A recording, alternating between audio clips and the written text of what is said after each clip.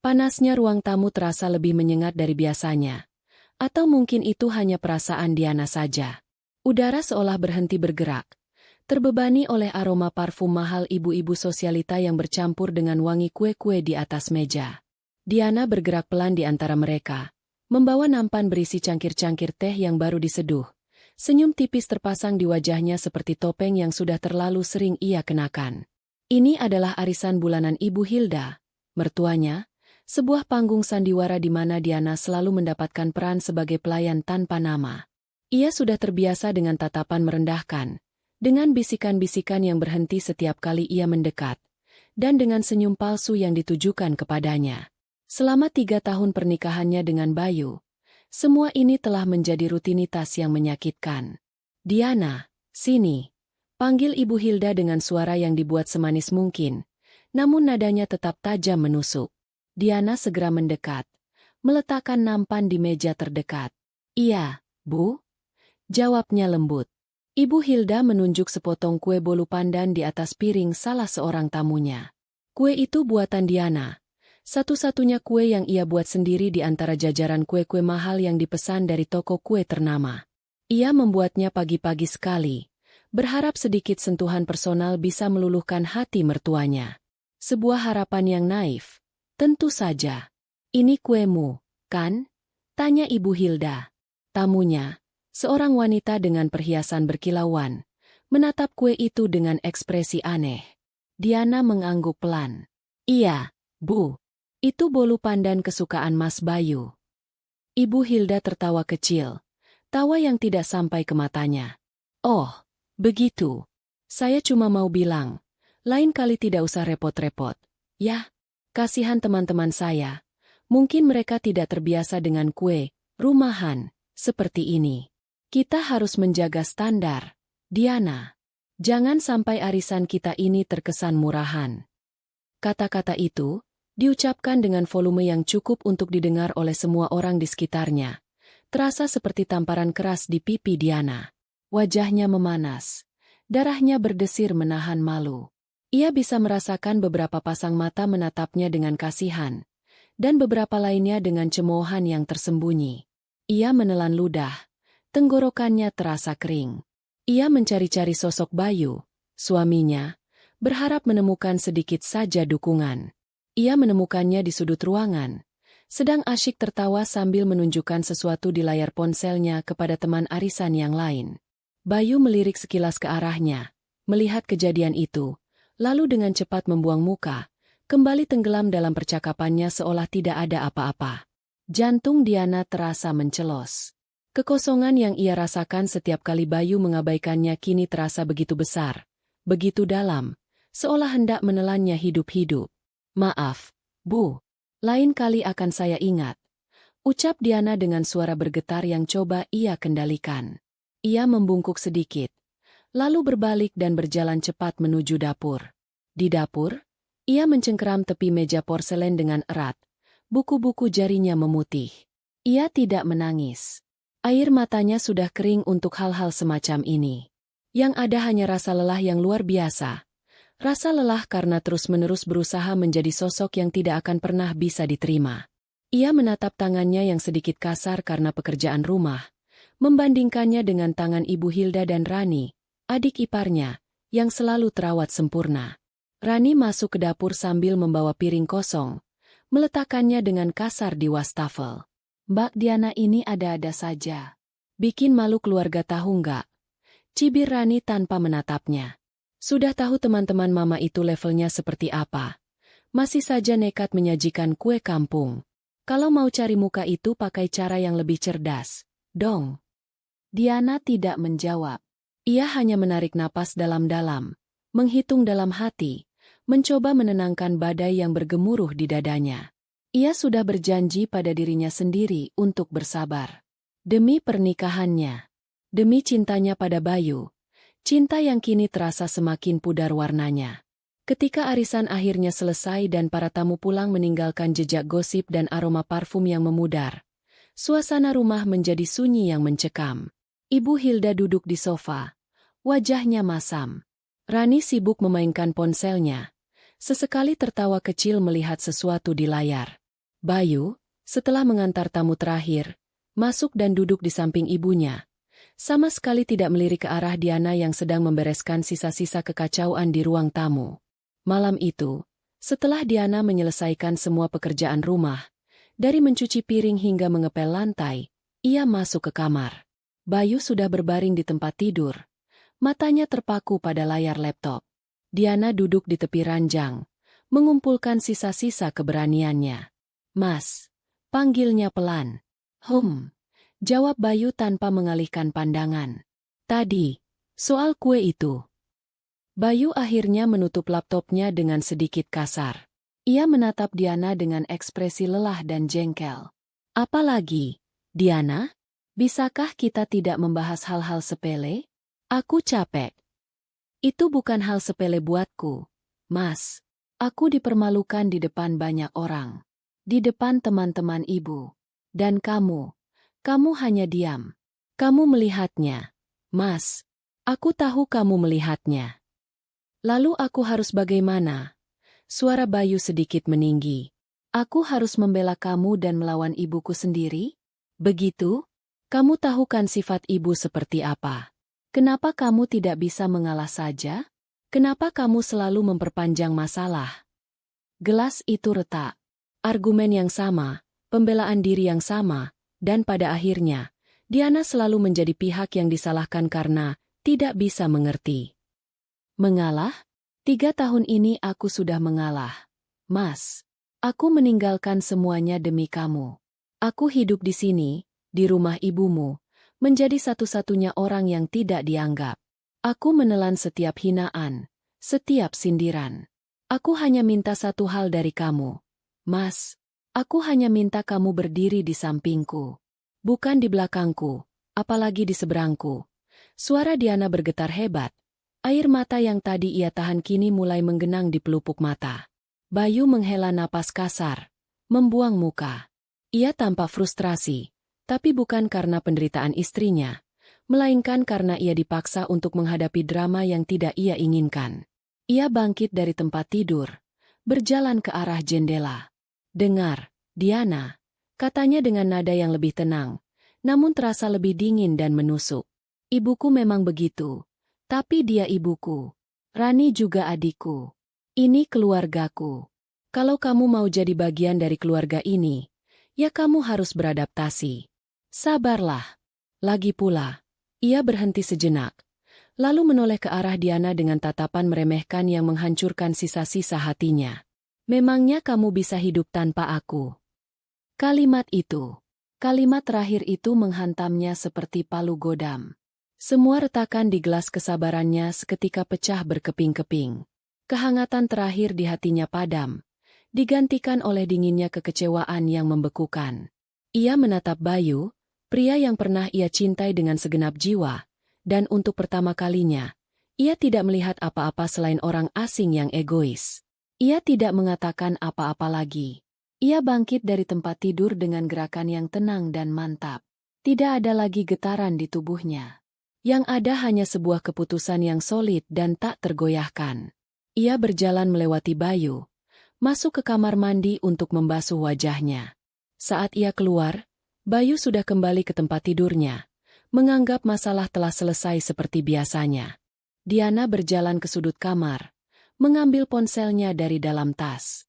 Ia membuka daftar kontaknya, jarinya berhenti pada sebuah nama yang jarang sekali ia hubungi. Nama yang selalu menjadi jaring pengamannya, yang ia hindari karena harga dirinya. Tapi malam ini, harga dirinya tidak lagi penting. Yang penting adalah menyelamatkan sisa-sisa dirinya yang hampir hancur. Ia menekan tombol panggil. Telepon itu tersambung setelah dering kedua. "Halo?" Suara berat dan tenang di seberang sana terdengar. Diana menarik napas dalam-dalam, memastikan suaranya tidak bergetar. Ia menatap pantulan dirinya di cermin lemari yang gelap, melihat seorang wanita dengan mata yang lelah namun kini bersinar dengan cahaya baru. Cahaya keputusan. "Kak," panggilnya pelan, namun tegas. "Kak Angga." Ada apa?" Nada suara kakaknya langsung berubah khawatir. Diana memejamkan matanya sejenak, lalu membukanya lagi. "Jemput aku." Waktunya sudah tiba. Beberapa hari setelah malam yang menentukan itu, suasana di rumah Ibu Hilda terasa aneh. Ada ketegangan yang membeku di udara, seperti keheningan sebelum badai datang. Diana tidak lagi berusaha bersikap manis atau mencari perhatian. Ia melakukan tugas-tugasnya dalam diam, bergerak seperti bayangan di dalam rumahnya sendiri. Ia makan sendirian di dapur, tidur lebih awal, dan berbicara hanya jika ditanya. Sikapnya yang dingin dan menjaga jarak ini membuat Ibu Hilda dan Rani merasa terusik. Namun mereka menafsirkannya sebagai rajukan kekanak-kanakan yang akan segera berakhir. Bayu sendiri tampak tidak peduli. Ia sibuk dengan pekerjaannya dan menganggap Diana hanya butuh waktu untuk mendinginkan kepala. Mereka semua salah besar. Pagi itu, suara bel pintu yang nyaring memecah kesunyian. Seorang kurir berseragam berdiri di depan pintu membawa sebuah amplop coklat tebal. Rani yang sedang bersantai di ruang tamu dengan malas membukakan pintu. Untuk Ibu Hilda, kata kurir itu sambil menyerahkan amplop. Rani menerimanya dengan kening berkerut, lalu menutup pintu. "Ma, ada surat penting nih, kelihatannya dari kantor hukum," teriaknya sambil berjalan menuju ruang keluarga tempat ibunya sedang menonton televisi. Ibu Hilda mengambil amplop itu. Tatapannya penuh rasa ingin tahu. Ia merobeknya dengan tidak sabar. Matanya bergerak cepat membaca baris-baris kalimat yang tercetak rapi di atas kertas berkop resmi. Perlahan, ekspresi penasarannya berubah menjadi keterkejutan. Lalu berubah lagi menjadi ekspresi geli yang meremehkan. "Hah?" Ia mendengus keras. Lalu tertawa. Bukan tawa bahagia, tapi tawa yang penuh dengan cemoohan. "Luar biasa. Benar-benar luar biasa." Rani yang penasaran langsung merebut kertas itu dari tangan ibunya. Matanya membelalak saat membaca judul surat itu. Surat gugatan cerai atas nama penggugat Diana Anindita terhadap tergugat Bayu Pratama. "Apa?" Pekik Rani tak percaya. "Mbak Diana menggugat cerai Mas Bayu?" "Yang benar saja." Tawa Ibu Hilda semakin keras, memenuhi seluruh ruangan. Ia bersandar di sofa, memegangi perutnya seolah baru saja mendengar lelucon terbaik abad ini. Anak itu pasti sudah gila. Dia pikir dia siapa? Berani-beraninya dia menggugat anakku. Dia tidak punya apa-apa, tidak punya siapa-siapa. Apa dia pikir pengadilan akan memenangkannya? Saat itu, Diana turun dari lantai atas. Sudah rapi dengan pakaian sederhana namun bersih. Ia mendengar tawa mereka, melihat surat gugatan itu dipegang oleh Rani. Ia tahu momen ini akan datang. Ia berjalan lurus ke dapur untuk membuat sarapan. Gerakannya tenang seolah tidak terpengaruh oleh drama yang sedang berlangsung. Ketenangan Diana justru semakin memancing amarah mereka. Bayu, yang baru saja keluar dari kamar mandi, mendengar keributan itu dan mendekat. "Ada apa ini pagi-pagi sudah tertawa keras sekali?" tanyanya. Rani segera menyodorkan surat itu ke depan wajah kakaknya. "Ini, Mas. Lihat. Istrimu yang tidak tahu diuntung itu. Dia menggugat cerai kamu." Wajah Bayu langsung berubah pucat. Ia membaca surat itu dengan cepat. Napasnya tertahan. Ada campuran rasa kaget, marah, dan egonya yang terluka di matanya. Ia bergegas menyusul Diana ke dapur. "Diana, apa-apaan ini?" bentaknya sambil mengibaskan surat itu di depan wajah Diana. Diana menoleh, menatap suaminya dengan tatapan datar. "Itu surat gugatan cerai. Aku rasa isinya sudah cukup jelas." "Kamu serius? Setelah semua yang aku berikan? Setelah keluargaku menampungmu di sini?" Suara Bayu meninggi, nadanya penuh dengan tuduhan. "Menampungku?" Diana tersenyum tipis.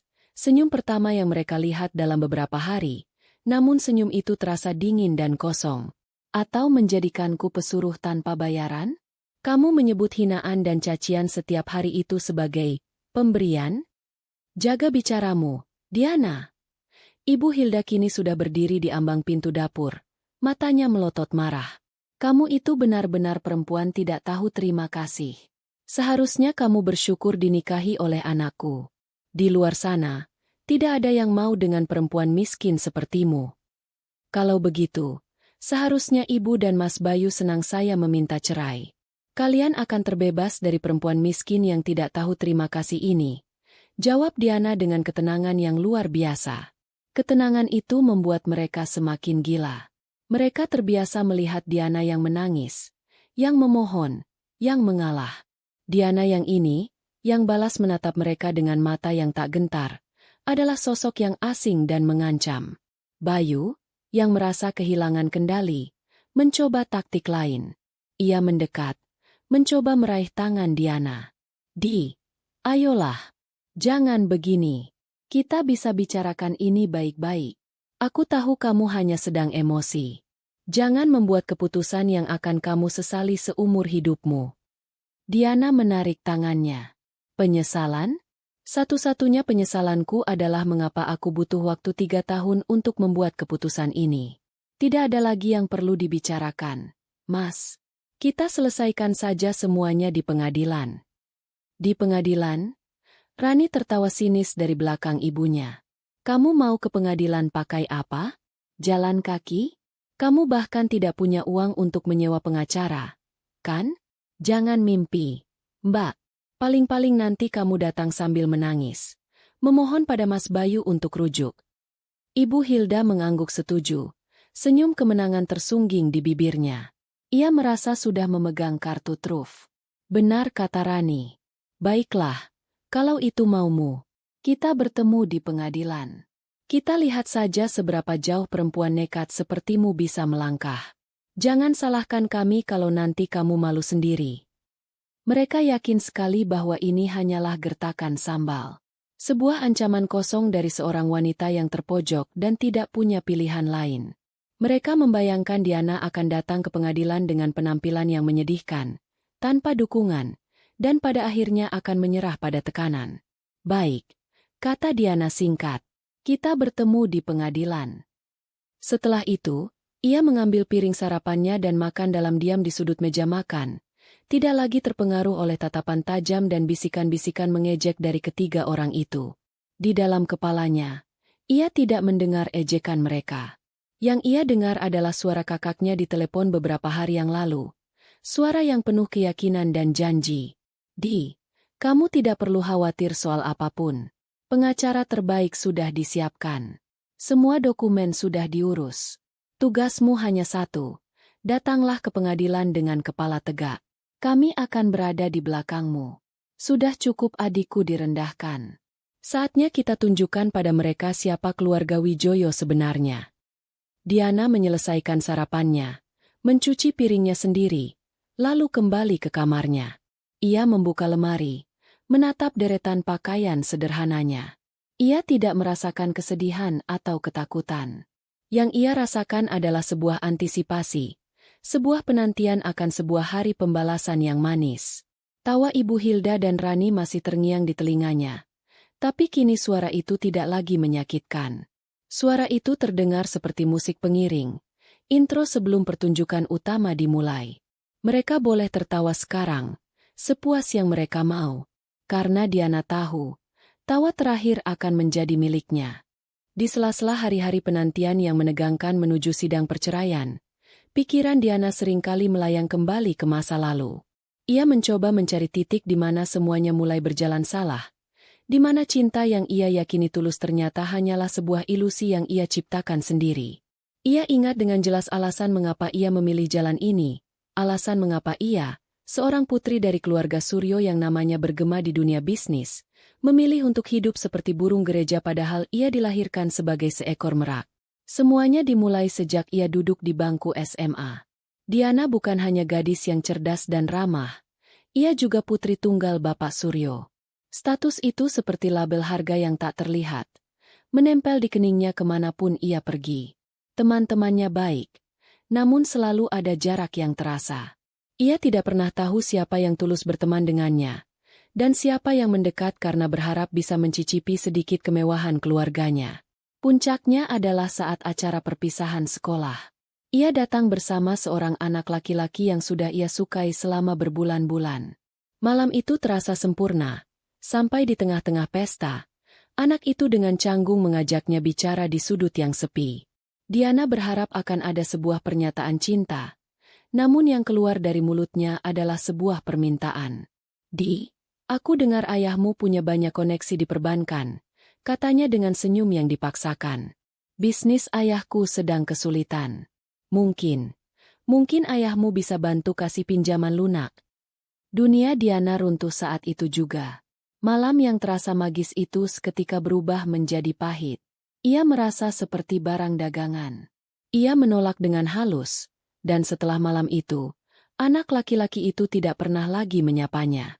Luka itu menjadi yang pertama dari serangkaian kekecewaan serupa. Saat ia mulai berkuliah di Jakarta, di sebuah universitas paling bergengsi, pola yang sama terulang. Setiap pria yang mendekatinya, cepat atau lambat, akan menunjukkan belangnya. Ada yang terang-terangan menyodorkan proposal bisnis, ada yang dengan tidak sengaja menyebutkan tentang proyek yang butuh investor, ada pula yang hanya memanfaatkannya untuk bisa masuk ke lingkaran pergaulan kelas atas. Ia lelah, sangat lelah. Lelah dengan kepalsuan, dengan senyum yang diperhitungkan, dengan cinta yang bersyarat. Ia merindukan sesuatu yang nyata, sesuatu yang sederhana. Ia ingin dicintai karena dirinya sendiri, karena Diana, bukan karena embel-embel putri keluarga Suryo. Setelah berdiskusi panjang dengan ayah dan kakaknya, Angga, Diana membuat keputusan radikal. Ia meminta izin untuk pindah kuliah ke sebuah universitas negeri di kota lain yang lebih tenang. Ia ingin memulai dari nol. Ia akan hidup dengan uang saku yang sewajarnya, tinggal di kamar kos sederhana, dan berpenampilan seperti mahasiswi biasa. Bapak Suryo, yang hatinya sakit melihat putrinya terus-menerus dikecewakan, pada awalnya menentang keras. Untuk apa semua ini, Nak? Kamu tidak perlu membuktikan apa-apa. Dunia memang seperti itu. Kamu hanya perlu lebih pintar memilih teman, katanya saat itu, sambil mengelus rambut putrinya. Tapi aku tidak mau hidup seperti itu. Yah, jawab Diana dengan mata berkaca-kaca. Aku tidak mau selamanya curiga pada setiap orang yang mendekat.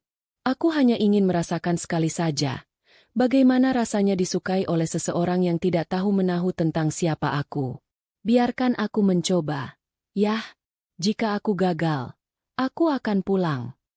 Angga, kakaknya, yang selalu protektif, juga ragu. Tapi melihat kesungguhan di mata adiknya, ia akhirnya luluh. Baiklah, tapi berjanjilah satu hal. Telepon kakak atau ayah saat itu juga. Jika kamu merasa tidak bahagia atau jika kamu berada dalam kesulitan, jangan pernah merasa sendirian. Diana memeluk ayah dan kakaknya dengan erat, berjanji akan selalu mengingat pesan itu. Maka dimulailah kehidupan barunya. Ia menikmati anonimitasnya.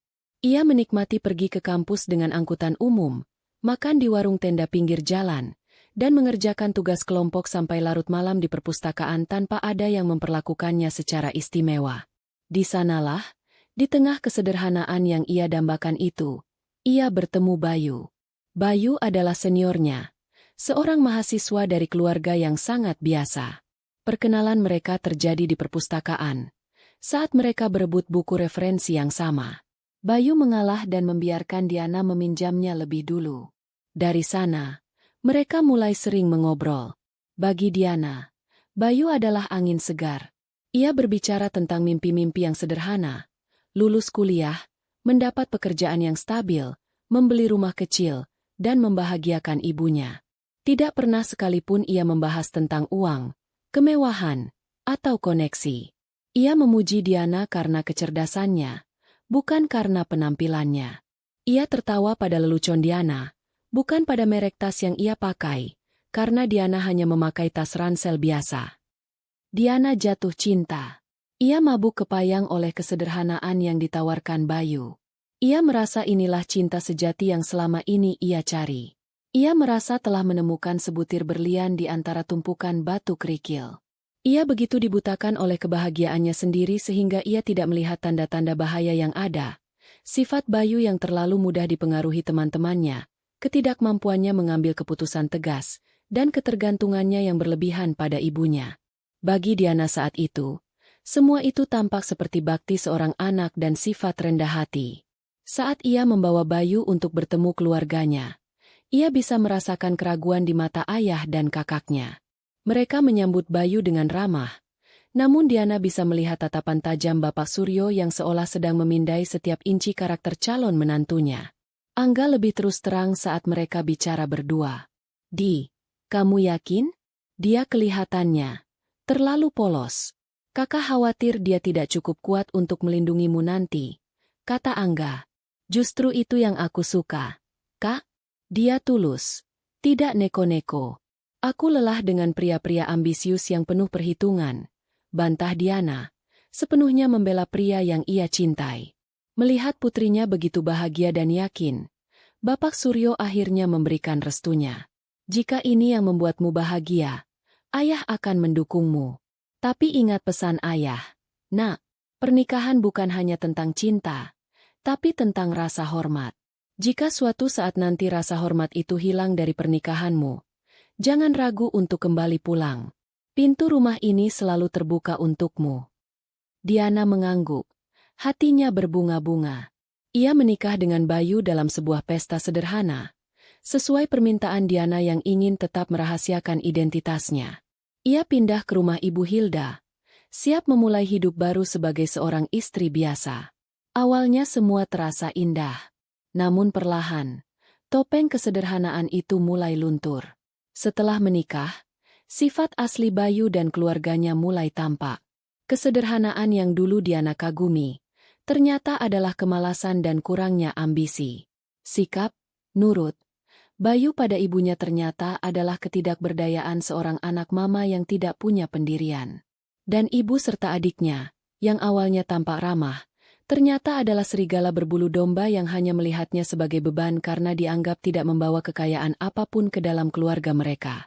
Mutiara itu telah berusaha keras untuk menjadi kerikil, berharap akan dihargai karena bentuknya yang apa adanya. Namun ia salah. Ia tidak sadar bahwa ia telah jatuh ke tangan orang-orang yang tidak bisa membedakan mana kerikil dan mana permata.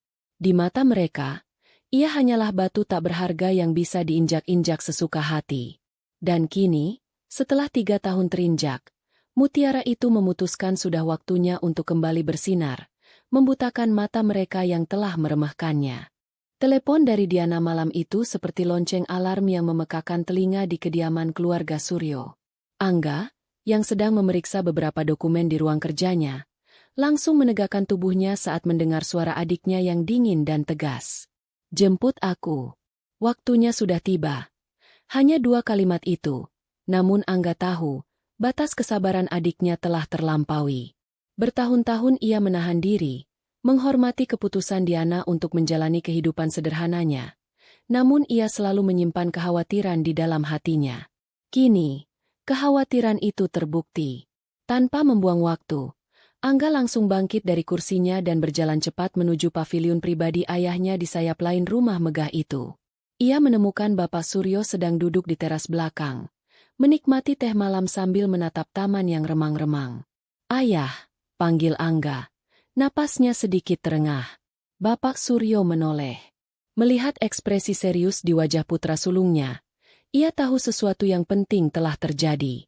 "Ada apa, Engga? Ini tentang Diana?" tanyanya. Intuisinya sebagai seorang ayah langsung bekerja. Angga mengangguk. Ia menarik kursi dan duduk di hadapan ayahnya. "Diana baru saja menelepon. Dia minta dijemput. Dia bilang, waktunya sudah tiba." Bapak Suryo terdiam. Cangkir teh di tangannya ia letakkan perlahan di atas meja. Tatapannya yang tadi tenang kini berubah menjadi tajam dan dingin. Selama 3 tahun, ia menahan diri untuk tidak ikut campur. Ia memberikan kepercayaan penuh pada putrinya. Meskipun setiap kali Diana pulang dengan senyum yang tampak dipaksakan atau dengan tubuh yang sedikit lebih kurus, hatinya selalu terasa perih. Ia tahu menantunya, Bayu, adalah pria yang lemah, tapi ia tidak menyangka kelemahannya itu akan membiarkan putrinya menderita. "Ceritakan semuanya," perintah Bapak Suryo dengan suara rendah namun penuh wibawa. Angga menceritakan semua yang ia tahu, semua keluh kesah yang sesekali Diana curahkan kepadanya lewat pesan singkat, yang selalu diakhiri dengan kalimat, "Tapi aku tidak apa-apa, Kak." Ia menceritakan tentang mertua yang tamak, ipar yang manja, dan suami yang tidak punya tulang punggung. Ia menceritakan bagaimana adiknya diperlakukan seperti pembantu di rumahnya sendiri. Amarah yang terkumpul di dada Bapak Suryo akhirnya meledak, bukan dalam bentuk teriakan, tapi dalam keheningan yang menakutkan. "Cukup," desisnya. "Sandiwara ini harus berakhir sekarang juga. Mereka pikir putriku adalah anak yatim piatu yang bisa mereka tindas sesuka hati. Mereka akan belajar, dengan cara yang paling sulit, bahwa mereka telah membangunkan seekor naga yang sedang tidur." Malam itu juga, ruang kerja Bapak Suryo yang biasanya tenang berubah menjadi markas komando. Angga memanggil kepala tim pengacara keluarga, Bapak Hartono, seorang pria paruh baya yang reputasinya sebagai hiu di ruang sidang sudah melegenda. "Tono," kata Bapak Suryo langsung ke intinya saat pengacaranya itu tiba. "Putriku, Diana, akan bercerai. Saya mau prosesnya cepat, bersih, dan tidak ada satu sen pun aset keluarga saya yang boleh disentuh oleh keluarga parasit itu. Urus semuanya. Buat mereka tidak bisa menuntut apapun." Bapak Hartono mengangguk. Matanya berkilat profesional. "Serahkan pada saya, Pak. Saya akan siapkan semuanya. Apa ada permintaan khusus dari Nona Diana?" "Ada," Angga menyahut, mengambil alih pembicaraan. "Ini bukan hanya soal perceraian, Pak Tono. Ini soal mengembalikan harga diri adik saya. Mereka merendahkannya karena mereka pikir dia miskin.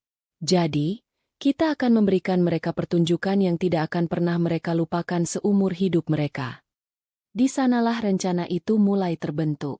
Bukan rencana yang didasari oleh keinginan pamer yang dangkal, tapi sebuah strategi yang diperhitungkan dengan matang untuk memberikan efek kejut psikologis yang maksimal.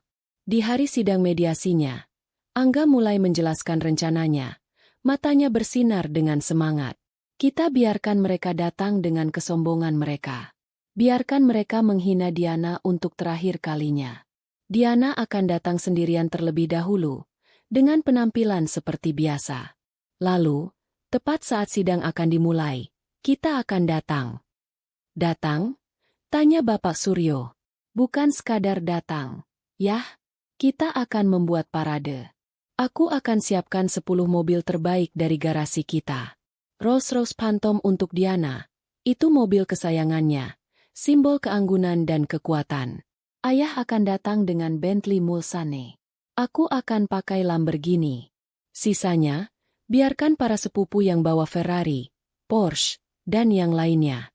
Kita akan berbaris, memasuki gerbang pengadilan itu seperti pasukan yang datang untuk menjemput ratunya." Bapak Hartono tersenyum tipis. Ia bisa membayangkan dampaknya. Sebuah gertakan visual yang brilian. "Mas Angga, itu akan menghancurkan mental mereka bahkan sebelum kita mulai bicara di ruang sidang." "Tepat sekali," kata Angga. "Mereka harus melihat dengan mata kepala mereka sendiri jurang yang memisahkan dunia mereka dengan dunia adikku. Mereka harus sadar bahwa kerikil yang selama ini mereka injak-injak ternyata adalah berlian yang tak ternilai harganya." Setelah rencana dimatangkan, Angga menelepon Diana kembali. Ia menjelaskan semuanya dengan detail, memastikan adiknya siap secara mental. "Kakak, apa itu tidak berlebihan?" tanya Diana dengan ragu dari seberang telepon. "Tidak ada yang berlebihan untuk mengembalikan kehormatanmu, Di," jawab Angga tegas. "Kamu sudah cukup menderita dalam diam. Sekarang biarkan kami yang bersuara untukmu. Tugasmu hanya satu. Pada hari itu, di balik pakaian sederhanamu, kenakan gaun terbaikmu. Anggap saja ini adalah hari penobatanmu kembali sebagai seorang putri. Berjalanlah dengan kepala tegak. Jangan tunjukkan rasa takut atau sedih. Tunjukkan pada mereka ketenangan seorang pemenang. Bisa, kan?" Mendengar keyakinan dalam suara kakaknya, Diana merasakan gelombang kekuatan baru mengalir di dalam dirinya. Keraguan yang tadi sempat muncul sirna, digantikan oleh tekad yang membara. "Bisa, Kak. Aku bisa." "Bagus," kata Angga. "Sekarang istirahatlah. Biarkan kami yang mengurus sisanya. Pertunjukan akan segera dimulai." Di rumah megahnya, Angga menutup telepon dengan senyum puas. Di rumah mertuanya yang pengap, Diana mematikan ponselnya dengan perasaan lega yang belum pernah ia rasakan sebelumnya. Di dua tempat yang berbeda, kakak dan adik itu sama-sama menatap keluar jendela, menantikan fajar di hari yang akan mengubah segalanya. Fajar di hari sidang perceraian itu datang dengan warna yang berbeda bagi dua pihak yang akan bertikai. Di rumah Ibu Hilda, pagi itu disambut dengan semangat yang gegap gempita, seolah mereka akan pergi ke sebuah pesta kemenangan, bukan ke sebuah lembaga hukum yang akan memisahkan ikatan suci. Ibu Hilda adalah yang paling bersemangat. Ia membuka lemarinya dan memilih setelan gamis berwarna merah marun yang paling mencolok, lengkap dengan kerudung yang dililit rumit dan dihiasi bros emas besar berbentuk bunga.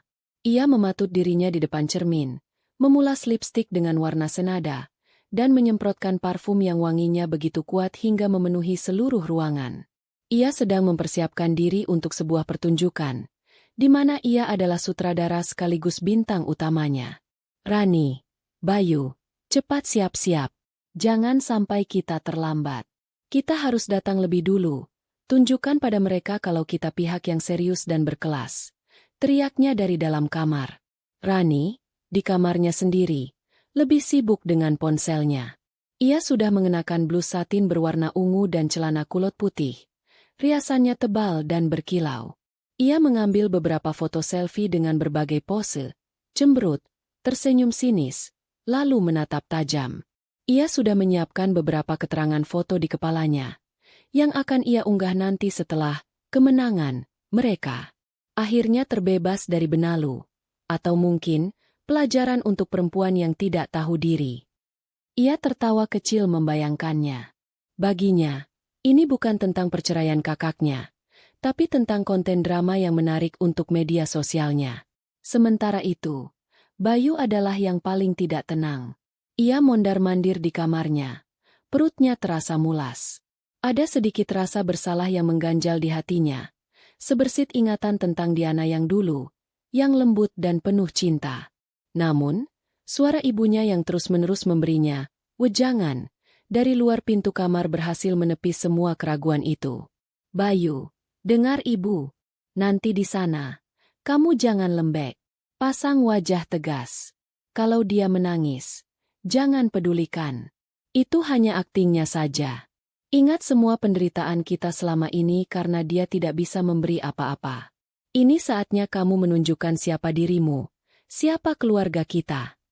Nasihat ibunya itu seperti bahan bakar yang menyulut egonya. Bayu menarik napas, menatap pantulan dirinya di cermin. Ia mengenakan kemeja batik terbaiknya, mencoba terlihat berwibawa. Rasa bersalahnya perlahan tergantikan oleh amarah dan keyakinan bahwa ia adalah korban. Ia adalah suami yang sabar yang akhirnya habis kesabaran menghadapi istri yang tidak tahu berterima kasih. Ia meyakinkan dirinya sendiri bahwa inilah yang benar. Di sisi lain kota, di kamar sempit yang telah menjadi sangkarnya selama 3 tahun, ritual pagi Diana sangatlah berbeda. Tidak ada keriuhan, hanya keheningan yang khusyuk. Ia bangun sebelum subuh, menunaikan sholat, dan berdoa dalam diam. Doanya bukan lagi memohon kesabaran, tapi memohon kekuatan untuk melewati hari itu. Ia mandi lama, membiarkan air hangat mengguyur tubuhnya, seolah sedang membersihkan semua luka dan kekecewaan dari pori-pori kulitnya. Setelah itu, ia membuka lemari. Ia tidak menatap deretan pakaian sederhananya. Tangannya meraih sebuah tas kertas besar yang tersembunyi di bagian paling belakang. Kiriman dari kakaknya 2 hari yang lalu.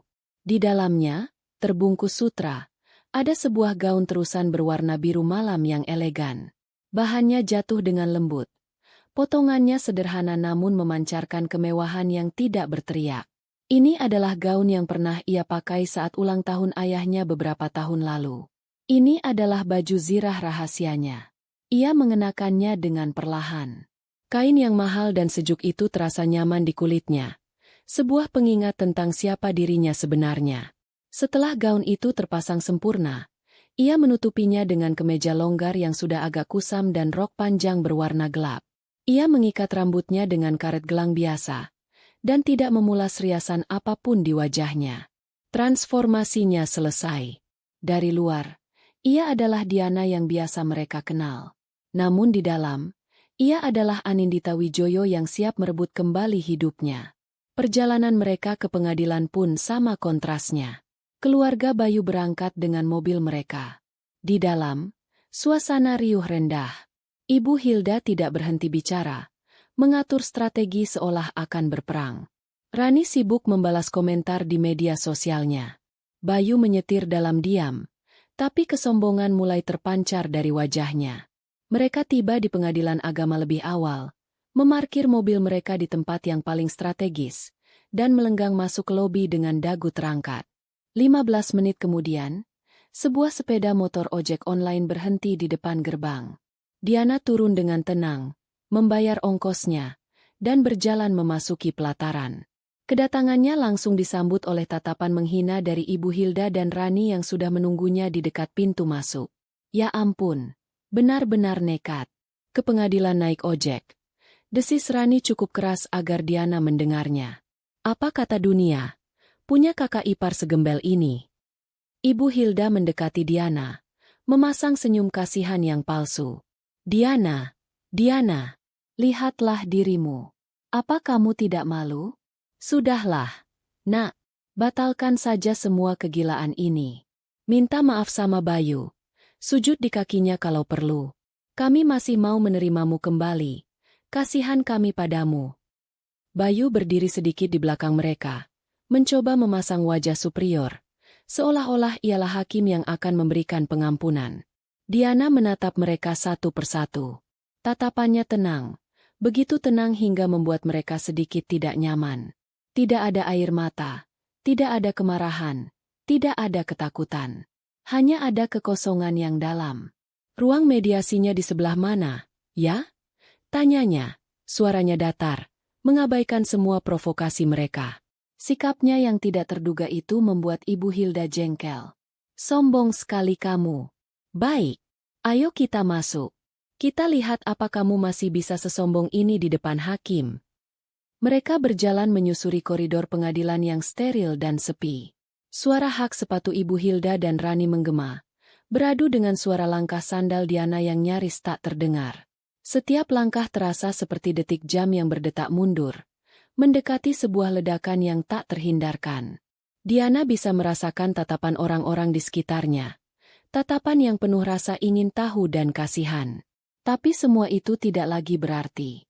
Di dalam kepalanya, ia hanya mendengar satu hal, detak jantungnya sendiri, yang berdegup dengan ritme yang kuat dan mantap, ritme kebebasan.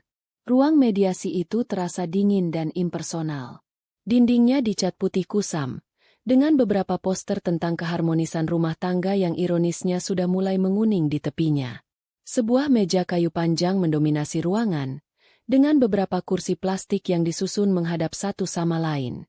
Di ujung meja, duduk seorang mediator, pria parubaya dengan wajah lelah namun tatapan yang profesional. Ia mempersilakan mereka duduk.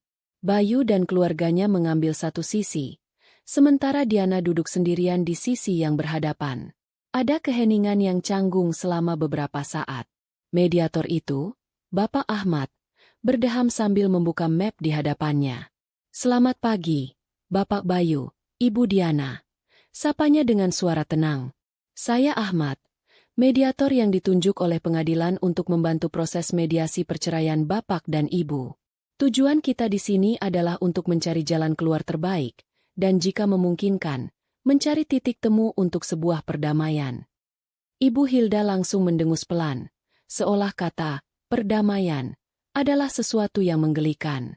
Bapak Ahmad melanjutkan, sesuai prosedur, saya akan bertanya kepada kedua belah pihak. Apakah keputusan untuk bercerai ini sudah dipikirkan matang-matang? Apakah tidak ada lagi kemungkinan untuk rujuk dan memperbaiki rumah tangga? Sebelum Bayu sempat membuka mulut, Ibu Hilda sudah mengambil alih. Tentu saja anak saya sudah memikirkannya, Pak, katanya dengan nada dramatis, mencondongkan tubuhnya ke depan. Justru kami ini korban, Pak. Bayu, anak saya ini, sudah sangat sabar menghadapi istrinya. Tapi kesabaran ada batasnya, kan? Bapak Ahmad mengangkat sebelah tangannya dengan sopan. Mohon maaf, Bu. Saya ingin mendengar langsung dari Bapak Bayu dan Ibu Diana. Ia menatap Bayu, Bagaimana, Pak Bayu? Didukung oleh tatapan tajam ibunya, Bayu menegakkan punggungnya. Saya sudah berusaha, Pak. Tapi sepertinya kami memang sudah tidak cocok. Diana, terlalu banyak menuntut. Emosinya tidak stabil. Saya lelah, Pak.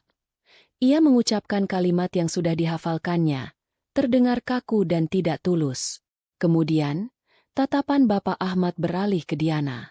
Ruangan itu menjadi sunyi. Ibu Hilda dan Rani menatapnya dengan senyum sinis, menunggu Diana akan menangis atau mengeluarkan pembelaan diri yang lemah. Bagaimana dengan Ibu Diana? Tanya mediator itu dengan lembut. Diana menarik napas perlahan. Saya sudah yakin dengan keputusan saya, Pak. Tidak ada kemungkinan untuk rujuk. Jawabnya singkat, suaranya jelas dan tanpa getaran.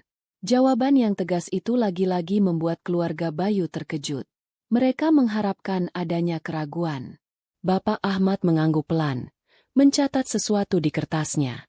Baiklah, jika memang begitu, biasanya dalam proses mediasi seperti ini, akan lebih baik jika kedua belah pihak didampingi oleh wali atau perwakilan keluarga untuk memberikan dukungan dan nasihat.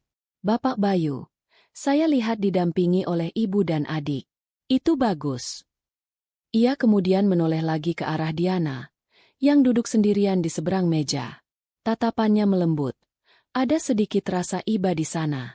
Ibu Diana, bagaimana dengan keluarga ibu? Apa tidak ada yang mendampingi hari ini? Ini adalah momen yang ditunggu-tunggu oleh Ibu Hilda. Ia langsung menyela sebelum Diana sempat menjawab. Keluarganya di kampung. Pak, jauh sekali. Katanya dengan suara yang dibuat-buat prihatin. Lagi pula mereka orang biasa. Pak, mungkin tidak mengerti urusan hukum seperti ini. Kasihan kan kalau harus repot-repot datang ke kota. Jadi ya, dia sendirian saja. Rani menimpali dengan bisikan yang cukup keras. Makanya jangan macam-macam kalau nggak punya backingan. Bapak Ahmad sedikit mengernyitkan dahi mendengar komentar yang tidak pantas itu. Namun ia tetap menjaga profesionalismenya. Ia kembali menatap Diana, memberinya kesempatan untuk menjawab. Betul begitu, Bu? Diana tidak langsung menjawab. Ia tidak menatap mediator itu. Matanya dengan tenang melirik ke arah jendela besar di sisi ruangan, yang menghadap langsung ke gerbang utama kompleks pengadilan. Seolah-olah ia sedang menunggu sesuatu. Keheningan itu berlangsung beberapa detik. Cukup lama untuk membuat senyum di wajah Ibu Hilda dan Rani semakin lebar. Mereka yakin Diana sedang kehabisan kata-kata, terpojok, dan malu. Lalu, dengan sangat tenang, Diana mengalihkan pandangannya kembali ke meja. Ia menatap lurus ke arah Bapak Ahmad, mengabaikan 3 pasang mata yang menatapnya dengan penuh cemoohan. Mereka sedang dalam perjalanan, katanya dengan suara datar. Kalimat itu menggantung di udara.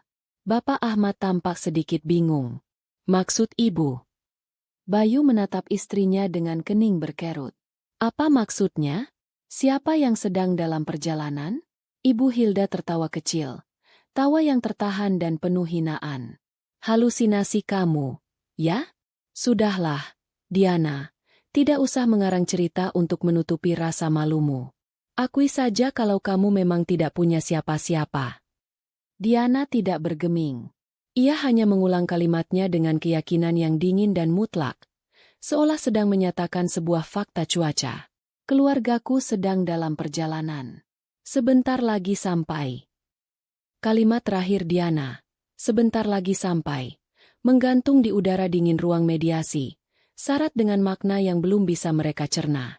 Bagi Ibu Hilda dan Rani, itu adalah bualan kosong, sebuah upaya menyedihkan dari seorang wanita yang terpojok untuk menyelamatkan sisa-sisa harga dirinya.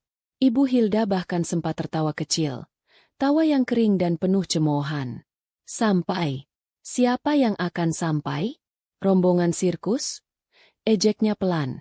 Cukup untuk didengar Bayu yang duduk di sebelahnya. Bayu sendiri hanya bisa menatap Diana dengan pandangan bingung. Sebuah campuran antara iba dan jengkel. Namun, keheningan yang mengikuti setelah itu mulai terasa aneh. Tidak ada lagi pembelaan diri dari Diana. Ia hanya duduk diam, punggungnya lurus, tatapannya tenang, seolah sedang mendengarkan sesuatu yang tidak bisa didengar oleh orang lain.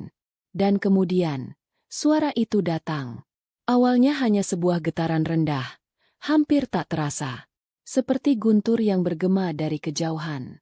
Bapak Ahmad, sang mediator, sedikit mengernyitkan dahi, mengira itu hanya suara truk besar yang lewat di jalan raya. Tapi getaran itu tidak hilang. Ia justru semakin kuat, semakin dalam, merambat melalui lantai porselen, membuat gelas air mineral di atas meja sedikit bergetar. Suara itu bukan lagi seperti guntur, tapi seperti geraman. Geraman dari sekawanan binatang buas mekanis yang sedang mendekat. Rani adalah yang pertama kali bereaksi. Rasa ingin tahunya yang besar mengalahkan kesombongannya. Ia bangkit dari kursi dan berjalan ke arah jendela besar, mencoba mengintip keluar. Suara apa sih itu? Berisik sekali. Gerutunya. Apa yang ia lihat selanjutnya membuat kata-katanya tertelan di tenggorokan. Matanya yang tadi penuh cemoohan kini membelalak lebar. Mulutnya sedikit terbuka. Ia membeku di depan jendela. Tangannya menempel di kaca. "Rani, ada apa?" tanya Ibu Hilda, merasa terganggu dengan kebisuan putrinya. Rani tidak menjawab. Ia hanya bisa menunjuk dengan jari yang gemetar. Mas, lihat." Bayu dan ibunya, didorong oleh rasa penasaran, ikut bangkit dan mendekati jendela. Bapak Ahmad pun ikut berdiri, mencoba melihat apa yang menyebabkan keributan itu. Dan di sana, di balik gerbang pengadilan agama yang biasanya hanya dilalui oleh mobil-mobil sederhana, sebuah pemandangan yang mustahil sedang terjadi. Seekor monster kuning cerah yang rendah dan lebar baru saja melewati pos satpam. Mesinnya mengaum dengan nada tinggi yang agresif. Sebuah Lamborghini Aventador. Mobil itu bergerak pelan, seolah sedang memamerkan setiap lekuk tubuhnya yang tajam. Tampak begitu salah tempat di lingkungan yang formal dan kaku itu. Di belakangnya, menyusul sebuah siluet merah menyala yang meluncur mulus seperti anak panah. Sebuah Ferrari 488. Catnya berkilau di bawah sinar matahari pagi. Wajah Rani, yang sangat mengerti tentang dunia kemewahan dari media sosial, berubah menjadi pucat pasi. Ia mengenali mobil-mobil itu. Mobil yang harganya bisa untuk membeli puluhan rumah seperti yang mereka tinggali. Itu tidak mungkin, bisik Bayu. Matanya tidak berkedip. Ia merasa seperti sedang menonton film.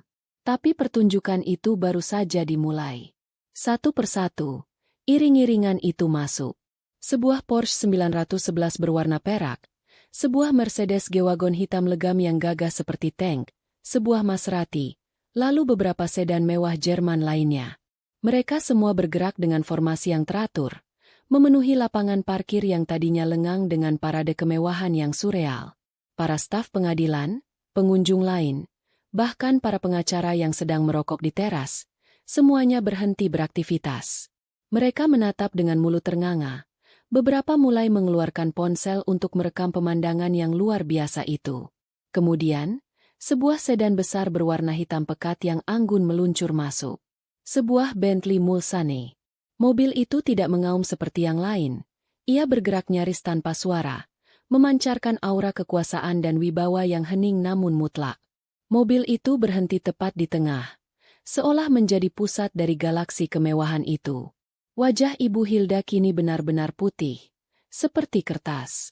Lipstik merah marunnya tampak begitu kontras dengan kulitnya yang kehilangan warna. Napasnya mulai terasa sesak. Otaknya yang materialistis mencoba menghitung nilai dari semua mobil itu, dan angka yang muncul begitu besar hingga membuatnya pusing. Firasat buruk yang dingin mulai merayap di punggungnya. Ini tidak mungkin kebetulan. Dan sebagai penutup parade, muncullah sang raja. Sebuah Rolls-Royce Phantom berwarna biru malam, sama persis dengan warna gaun rahasia yang sedang dikenakan Diana. Ukurannya begitu besar, kehadirannya begitu dominan, hingga mobil-mobil lain di sekitarnya tampak mengecil. Dengan patung, Spirit of Ecstasy, di ujung kap mesinnya yang berkilau, mobil itu meluncur tanpa suara, berhenti tepat di depan lobi utama, di tempat yang paling mustahil untuk parkir. Di dalam ruang mediasi, waktu seolah berhenti. Tidak ada yang bicara. Suara satu-satunya adalah napas Ibu Hilda yang terdengar berat dan tersengal-sengal. Rani sudah bersandar lemas di dinding. Ponselnya nyaris jatuh dari genggamannya yang gemetar. Bayu menatap pemandangan itu, lalu menoleh ke arah Diana yang masih duduk dengan tenang di kursinya. Untuk pertama kalinya, ia melihat istrinya dengan benar. Ia melihat ketenangan yang bukan kepasrahan.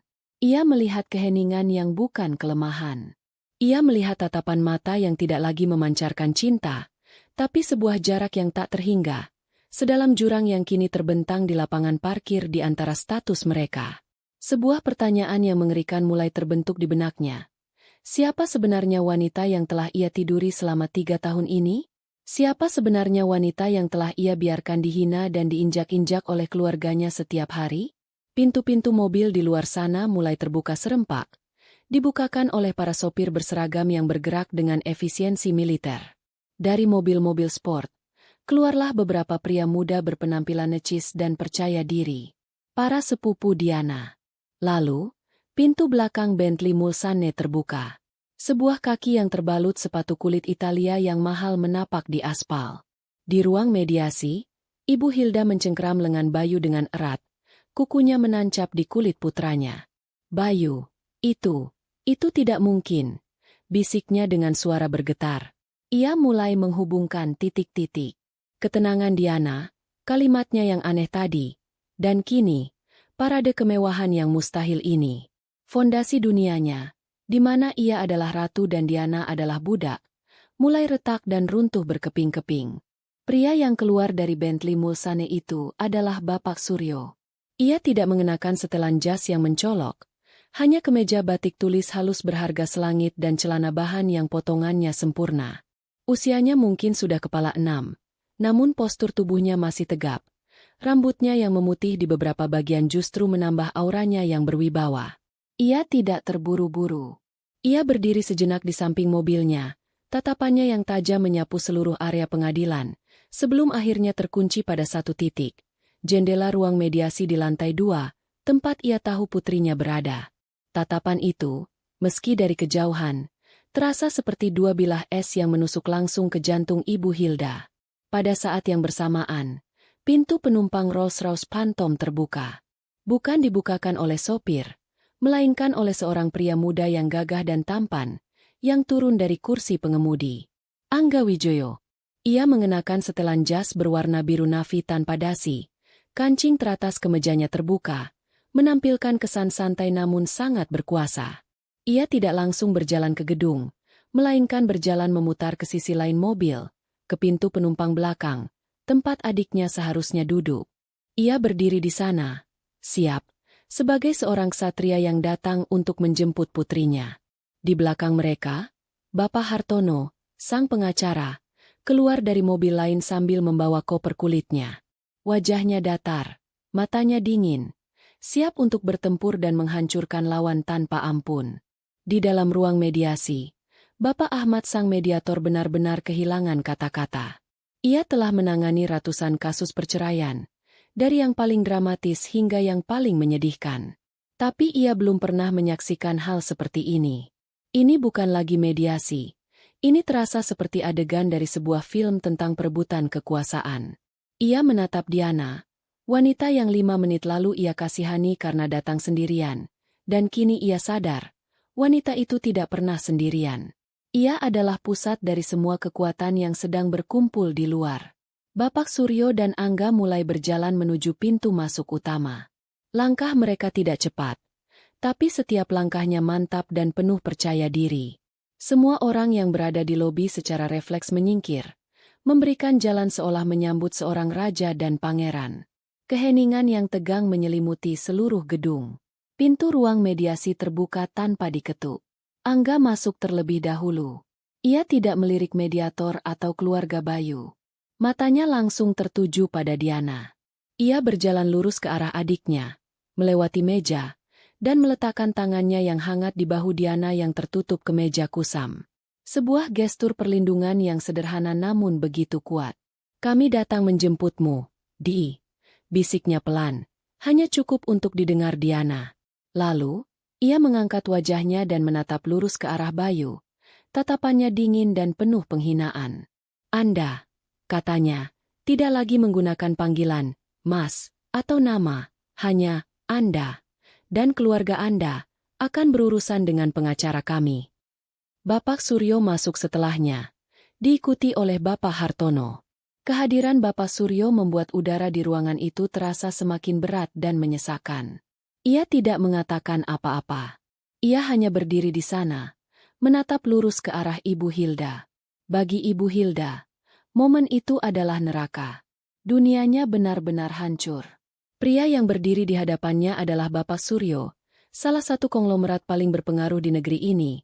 Wajah yang sering ia lihat di majalah bisnis dengan penuh kekaguman dan iri. Dan pria ini adalah ayah dari menantunya. Ayah dari Diana. Wanita muda yang selama 3 tahun ini ia caci maki sebagai perempuan miskin, gadis kampung tak berguna, dan benalu keluarga. Otaknya berputar kencang, mencoba memproses informasi yang mustahil ini. Setiap hinaan yang pernah ia lontarkan kembali terngiang di telinganya. Kini terdengar seperti vonis mati.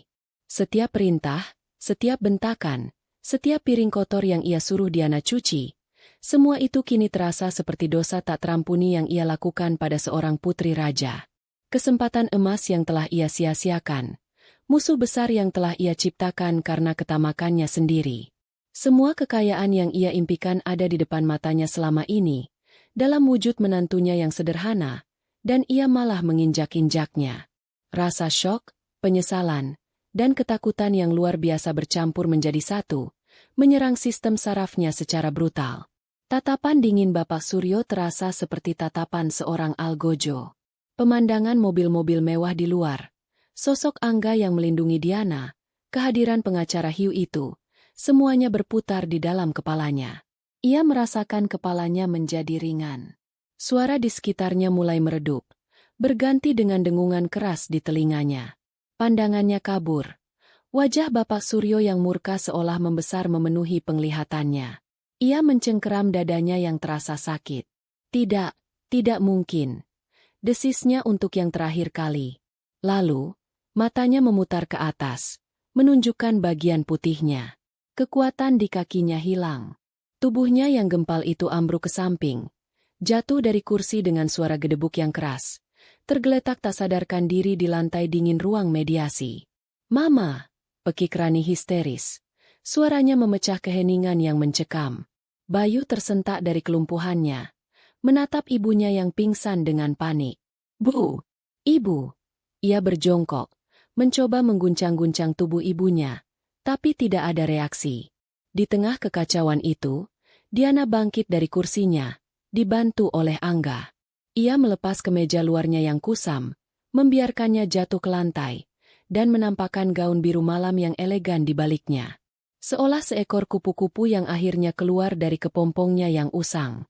Ia menatap tubuh mertuanya yang terbaring di lantai. Lalu pada wajah Bayu yang pucat dan ketakutan. Tidak ada rasa kasihan di matanya. Tidak ada kemenangan. Yang ada hanyalah kekosongan. Pertunjukan telah berakhir. Kekacauan meledak di ruang mediasi yang tadinya tegang. Pekikan histeris Rani memecah keheningan, bercampur dengan suara panik Bapak Ahmad yang berseru memanggil petugas keamanan. 2 orang satpam bergegas masuk. Wajah mereka bingung melihat seorang wanita parubaya tergeletak pingsan di lantai dan pemandangan ganjil dari keluarga super kaya yang berdiri dengan tenang di tengah drama itu. Bayu, yang akhirnya tersadar dari kelumpuhannya, berlutut di samping ibunya, mengguncang-guncang bahunya dengan kasar. "Bu! Bangun! Bu! Ibu kenapa?" teriaknya. Suaranya syarat dengan kepanikan. Di tengah pusaran kekacauan itu, kelompok keluarga Wijoyo adalah pusat ketenangan. Mereka seperti batu karang yang kokoh di tengah badai. Angga tidak membiarkan Diana melihat pemandangan menyedihkan itu lebih lama. Dengan satu tangan masih di bahu adiknya, ia memutar tubuh Diana dengan lembut, melindunginya dari pemandangan mantan mertuanya yang tergeletak tak berdaya. "Ayo, kita pergi dari sini," bisik Angga.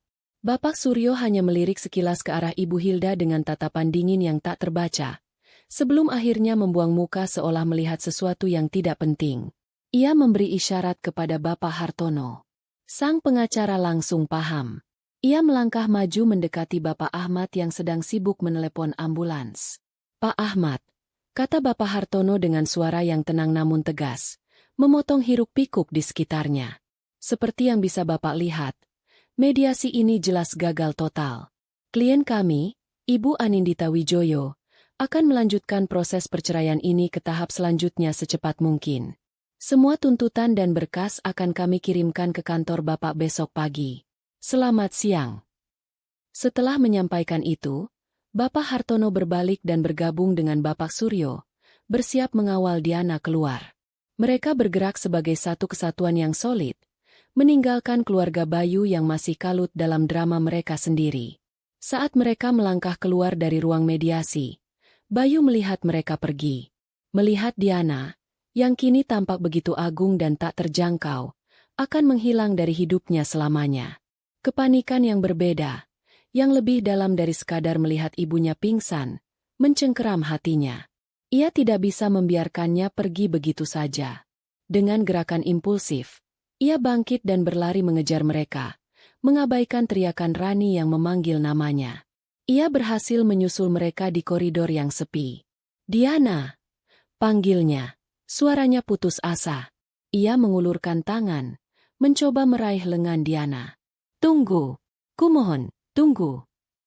Angga langsung bergerak, menempatkan dirinya di antara Bayu dan Diana, menjadi tameng hidup bagi adiknya.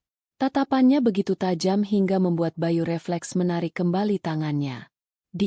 Sayang," kata Bayu, sebuah panggilan mesra yang kini terdengar begitu janggal dan menyedihkan. "Maafkan aku mohon maafkan aku. Aku tidak tahu. Sungguh. Aku bersumpah aku tidak tahu siapa kamu sebenarnya. Kalau saja aku tahu." Kalimatnya terputus. Karena Diana, yang tadinya diam, kini berhenti berjalan. Ia berbalik perlahan. Ia menatap lurus ke mata Bayu, dan untuk pertama kalinya hari itu, Bayu melihat sebuah emosi di mata mantan istrinya. Bukan cinta, bukan benci, melainkan kekecewaan yang begitu dalam, begitu dingin, hingga terasa lebih menyakitkan daripada amarah. "Jangan panggil aku dengan sebutan itu," kata Diana. Suaranya rendah namun setiap katanya tajam seperti serpihan kaca. Panggilan itu sudah kehilangan maknanya sejak lama. Ia melangkah maju satu langkah, membuat Angga sedikit menyingkir tapi tetap siaga di sampingnya. "Kamu tidak tahu siapa aku?" tanyanya. Sebuah senyum tipis yang getir tersungging di bibirnya. "3 tahun. Bayu. Selama 3 tahun aku menjadi istrimu, tidur di sampingmu, memasak untukmu, mencuci pakaianmu. 3 tahun aku hidup di bawah atap rumahmu, menelan hinaan ibumu dan adikmu setiap hari. Dan selama 3 tahun itu, kamu tidak pernah sekalipun mencoba untuk benar-benar mengenalku." Air mata mulai menggenang di mata Bayu. Air mata penyesalan yang egois. "Aku salah. Aku tahu aku salah." "Kesalahanmu bukan karena kamu tidak tahu kalau ayahku adalah Suryo Wijoyo," potong Diana. Suaranya sedikit bergetar karena emosi yang ia tahan. "Kesalahanmu adalah kamu tidak pernah melihatku sebagai manusia yang pantas dihargai. Kamu tidak perlu tahu aku kaya untuk bisa membelaku saat aku dipermalukan. Kamu tidak perlu tahu aku punya koneksi untuk bisa bersikap adil padaku. Kamu hanya perlu punya hati nurani, Bayu. Dan ternyata, kamu tidak memilikinya. Kamu gagal sebagai suami, bukan karena aku putri seorang konglomerat, tapi karena kamu adalah pria yang lemah dan tidak punya pendirian." Setiap kata yang diucapkan Diana adalah sebuah tamparan keras bagi Bayu. Ia ingin membantah, tapi tidak ada satupun kata yang bisa keluar. Semua yang dikatakan Diana adalah kebenaran yang telanjang. Angga maju selangkah, menatap Bayu dengan pandangan yang menusuk. "Dengar," desisnya pelan. Suaranya mengandung ancaman yang tak terucap. "Ini peringatan pertama dan terakhir. Sentuh adik saya lagi, atau bahkan mencoba menghubunginya dengan cara apapun, dan saya pastikan pengacara kami akan membuat hidup Anda lebih sulit dari yang bisa Anda bayangkan. Jauhi dia. Jauhi keluarga kami." Setelah itu, Angga dengan lembut memegang lengan Diana dan menuntunnya pergi. Bapak Suryo, yang sedari tadi hanya dia mengamati, memberikan satu tatapan terakhir pada Bayu, tatapan yang penuh dengan rasa jijik, sebelum akhirnya berbalik dan menyusul anak-anaknya. Bayu hanya bisa berdiri mematung di tengah koridor. Kakinya terasa seperti terpaku di lantai. Ia melihat punggung mereka bertiga berjalan menjauh. Sebuah formasi keluarga yang kokoh dan tak tertembus. Ia melihat mereka keluar dari gedung pengadilan, di mana para sopir sudah membukakan pintu mobil untuk mereka. Ia melihat Diana masuk ke dalam Rolls-Royce biru malam itu, menghilang di balik kaca gelapnya yang mewah.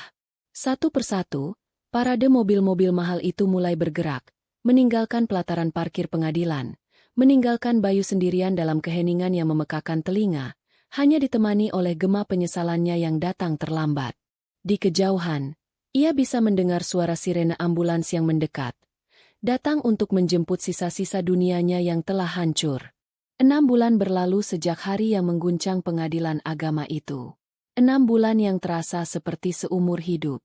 Bagi Diana, itu adalah periode kelahiran kembali. Bagi keluarga Bayu, itu adalah awal dari kejatuhan yang panjang dan menyakitkan. Diana tidak lagi tinggal di rumah ayahnya yang megah. Ia kini menempati sebuah gria tawang, penthouse, mewah di jantung kota, sebuah hadiah, selamat datang kembali, dari ayahnya. Dari balkon apartemennya yang luas, ia bisa melihat kerlip lampu kota yang membentang seperti permadani bintang di bawah kakinya. Ini adalah istananya sendiri, dibangun di atas pondasi kekuatan dan kemandirian. Ia tidak lagi menjadi wanita rumah tangga yang terkurung. Bapak Suryo memberinya kepercayaan untuk memimpin yayasan sosial milik keluarga Wijoyo, sebuah organisasi besar yang bergerak di bidang pendidikan dan pemberdayaan perempuan. Pekerjaan itu membangkitkan kembali semangat dan kecerdasan Diana yang selama ini terpendam. Ia bukan lagi Diana yang pemalu dan penakut. Ia adalah Anindita Wijoyo, seorang direktur yang dihormati, yang memimpin rapat dengan percaya diri, yang berbicara di depan umum dengan kefasihan yang memukau, dan yang idenya selalu cemerlang. Penampilannya pun berubah. Ia memotong rambutnya sebahu, memberinya tampilan yang lebih segar dan profesional. Pakaiannya kini adalah setelan kerja yang elegan, gaun-gaun berkelas, dan perhiasan sederhana namun asli yang menonjolkan kecantikannya. Namun perubahan terbesar ada di matanya. Matanya kini bersinar dengan cahaya kehidupan, kepercayaan diri, dan kebahagiaan yang tulus. Senyumnya tidak lagi tipis dan dipaksakan, tapi lebar dan lepas. Malam itu, ia sedang makan malam bersama ayah dan kakaknya di sebuah restoran fine dining. Suasana mereka hangat dan penuh tawa. Sebuah pemandangan yang sangat kontras dengan meja makan di rumah Ibu Hilda yang selalu terasa seperti medan perang. Proyek sekolah apung di Indonesia Timur itu luar biasa. Ayah bangga sekali padamu, kata Bapak Suryo sambil tersenyum. Itu semua juga berkat dukungan ayah dan Kak Angga, jawab Diana tulus. Omong-omong soal dukungan, Angga menimpali dengan senyum jahil. Kemarin juniornya Pak Hartono ada meneleponku. Katanya mau mengajak Direktur Yayasan Wijoyo makan siang untuk membahas kemungkinan kerjasama. Tapi entah kenapa, aku merasa dia lebih tertarik pada direkturnya daripada kerjasamanya. Pipi Diana sedikit merona. Ia ingat pengacara muda yang tampan dan cerdas itu. Kakak jangan mulai, deh, katanya sambil tertawa. Ia belum siap untuk memulai hubungan baru, tapi untuk pertama kalinya setelah sekian lama, pemikiran tentang itu tidak lagi terasa menakutkan. Hatinya sudah mulai sembuh, dan ia tahu, suatu saat nanti, ia akan siap untuk kembali membuka diri. Di belahan kota yang lain, di sebuah rumah kecil yang kini terasa suram dan sesak, pemandangan yang sangat berbeda terjadi. Berita tentang perceraian Bayu dan identitas asli Diana menyebar seperti api di lingkungan mereka, menjadi bahan gosip terpanas selama berbulan-bulan. Bayu kehilangan pekerjaannya. Tidak ada perusahaan yang mau menerima seorang pria yang terkenal karena menyia-nyiakan putri konglomerat. Reputasinya hancur lebur. Ibu Hilda, setelah pulih dari pingsannya, tidak pernah lagi menjadi wanita yang sama. Arogansinya hilang, digantikan oleh kepahitan dan penyesalan yang menggerogoti jiwanya. Ia lebih banyak diam, sering melamun, dan kesehatannya terus menurun. Setiap kali melihat barang mewah di televisi, ia akan menangis, Teringat pada semua kemewahan yang seharusnya bisa menjadi miliknya. Rani adalah yang paling menderita secara sosial. Teman-temannya menjauh. Ia tidak lagi bisa pamer di media sosial. Setiap postingannya justru dibanjiri oleh komentar-komentar yang mencibir dan menghinanya sebagai ipar yang tidak tahu diri. Ia terpaksa menonaktifkan semua akunnya, kehilangan satu-satunya panggung dalam hidupnya. Malam itu, Bayu sedang duduk sendirian di sebuah warung kopi murah di pinggir jalan, tempat yang dulu sering ia kunjungi bersama Diana saat mereka masih pacaran. Ironis, ia membuka ponselnya yang layarnya sudah sedikit retak, dan jarinya secara otomatis membuka sebuah portal berita bisnis. Di halaman utama, terpampang sebuah foto besar. Anindita Wijoyo sedang tersenyum cerah sambil menerima sebuah penghargaan untuk yayasannya. Di foto itu, Diana tampak begitu bersinar, begitu kuat, begitu bahagia. Ia terlihat seperti seorang ratu. Bayu menatap foto itu lama sekali. Rasa sesak yang menyakitkan memenuhi dadanya. Ia melihat semua yang telah ia hilangkan. Bukan uangnya, bukan statusnya, tapi wanita itu sendiri. Wanita baik hati yang tulus mencintainya apa adanya, yang telah ia sia-siakan dengan kebodohannya sendiri. Ia mematikan layar ponselnya. Di pantulan layar yang gelap, ia melihat wajahnya sendiri. Seorang pria yang kalah, yang lelah, yang masa depannya suram.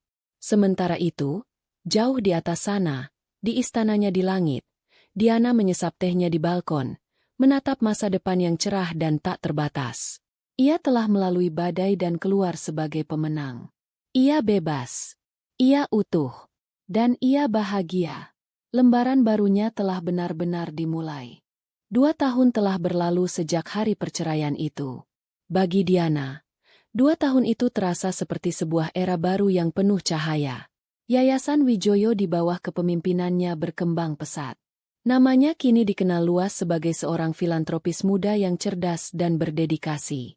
Ia telah menemukan ritme hidupnya, sebuah keseimbangan yang sehat antara pekerjaan yang memuaskan, waktu berkualitas bersama keluarga yang ia cintai, dan kedamaian batin yang sudah lama tidak ia rasakan. Luka dari masa lalunya tidak sepenuhnya hilang, tapi kini ia lebih seperti bekas luka yang samar, sebuah pengingat tentang seberapa kuat ia telah menjadi, bukan lagi sebuah luka menganga yang menyakitkan. Sore itu, Diana sedang duduk di sebuah kafe yang terletak di dalam sebuah pusat perbelanjaan paling mewah di ibu kota. Ia sedang menunggu klien untuk sebuah pertemuan santai. Dengan setelan blazer putih gading dan rambut yang ditata rapi, ia memancarkan aura kepercayaan diri yang tenang. Sambil menunggu, ia menyeruput tehnya dan membalas beberapa email melalui tabletnya. Saat itulah ia merasakan sepasang mata memperhatikannya. Ini bukan hal aneh baginya. Sebagai figur publik, ia sudah terbiasa dengan tatapan orang. Namun, tatapan kali ini terasa berbeda. Ada intensitas yang ganjil di dalamnya. Ia mengangkat kepalanya perlahan, matanya menyapu sekeliling kafe, dan kemudian matanya terkunci pada sesosok pelayan yang sedang berdiri kaku di dekat pilar, memegang nampan dengan tangan yang gemetar. Diana butuh beberapa detik untuk mengenali sosok itu. Pelayan itu tampak kurus, wajahnya pucat dan lelah, rambutnya diikat cepol seadanya.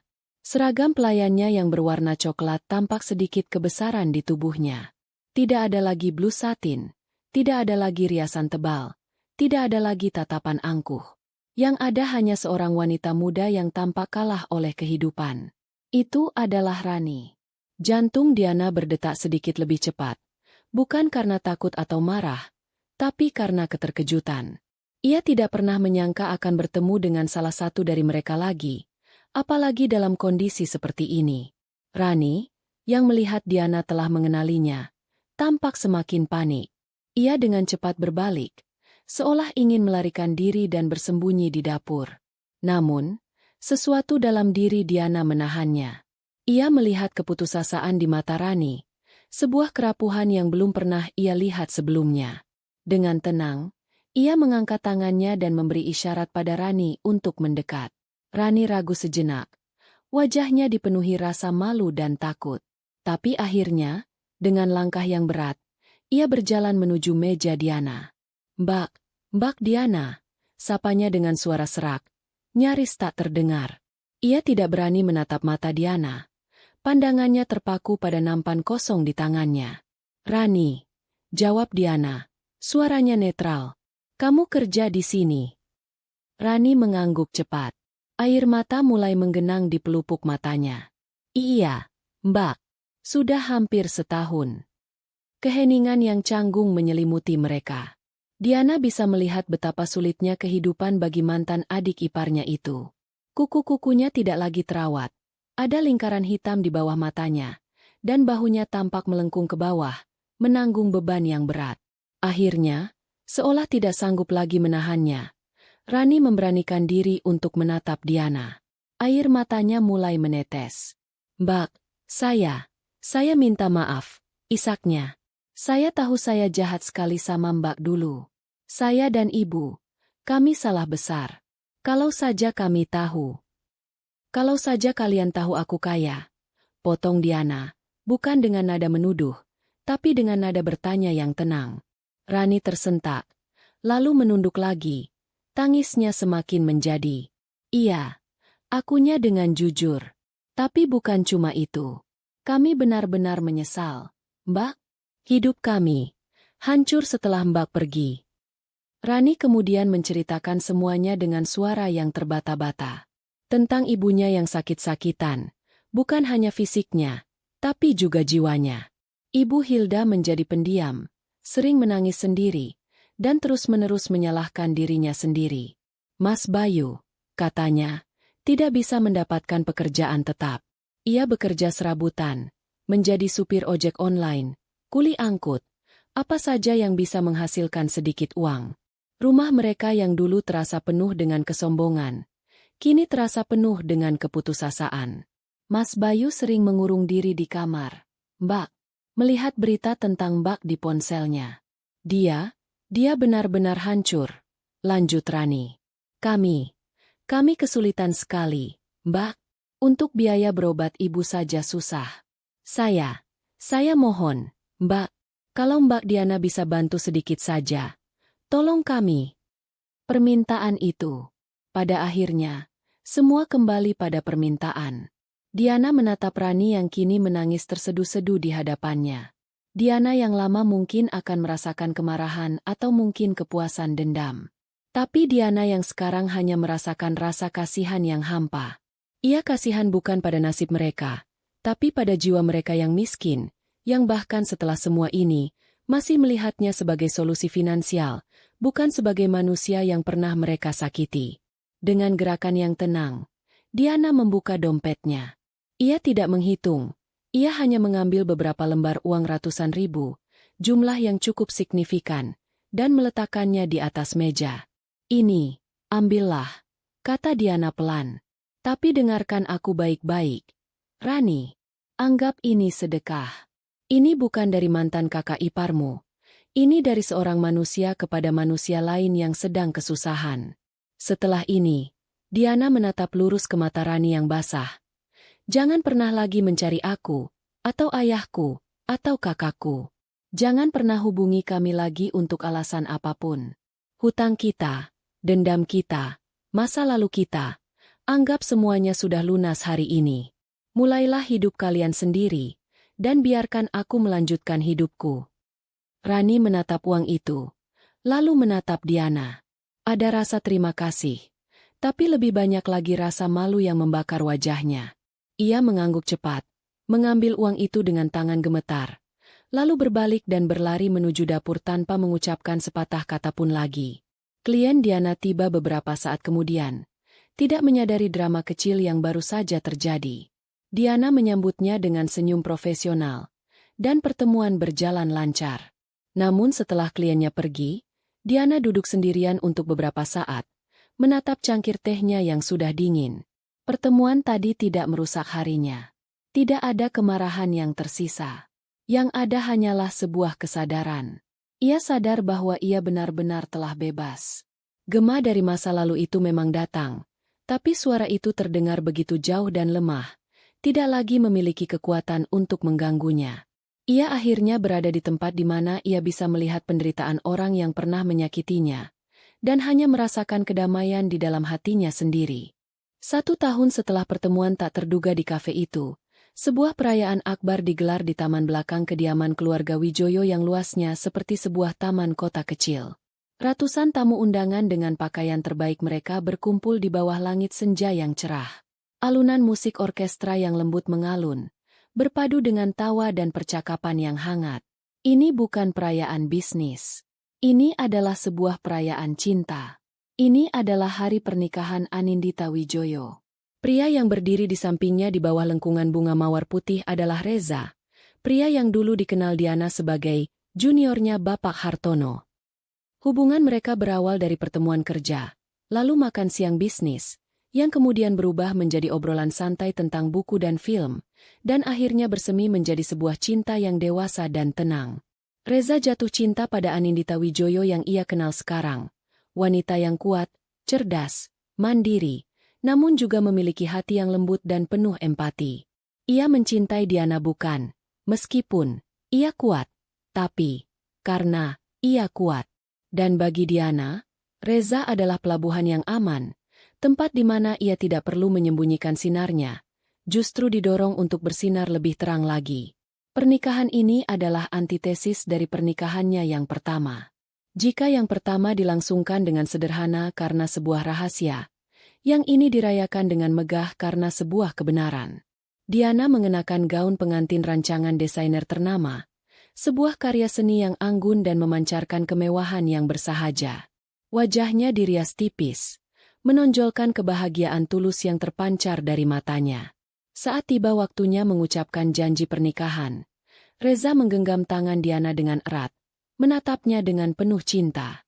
Diana, mulainya, suaranya mantap. Aku tidak bisa berjanji hidup kita akan selalu mudah, tapi aku berjanji akan selalu berjalan di sampingmu, bukan di depan atau di belakangmu. Aku berjanji akan selalu menjadi alasanmu tertawa, dan menjadi sandaran saat kamu lelah. Aku mengagumi kekuatanmu, dan aku berjanji akan selalu menjadi rumah di mana kekuatan itu bisa beristirahat dan memulihkan diri.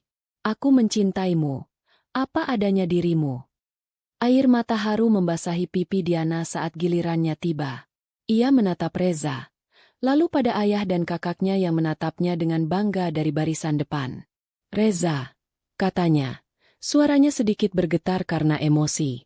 Aku pernah belajar dengan cara yang sulit bahwa cinta yang salah bisa membuatmu merasa kecil dan tak berharga.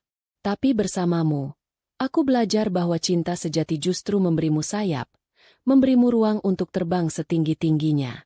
Kau datang di saat aku sudah utuh, dan kau mencintaiku karena keutuhanku itu. Kau tidak mencoba meredupkan cahayaku, sebaliknya, kau memberiku seluruh galaksi untuk bersinar. Karena itu, aku berjanji untuk menjadi pasangan yang setara, sahabat terbaikmu, dan pendukung terbesarmu. Aku mencintaimu, hari ini dan selamanya. Tepuk tangan meriah membahana di seluruh taman saat mereka resmi dinyatakan sebagai suami istri. Bapak Suryo, yang biasanya begitu tegar dan berwibawa, tidak bisa menyembunyikan matanya yang berkaca-kaca. Dalam pidatonya saat resepsi, suaranya terdengar tebal karena haru.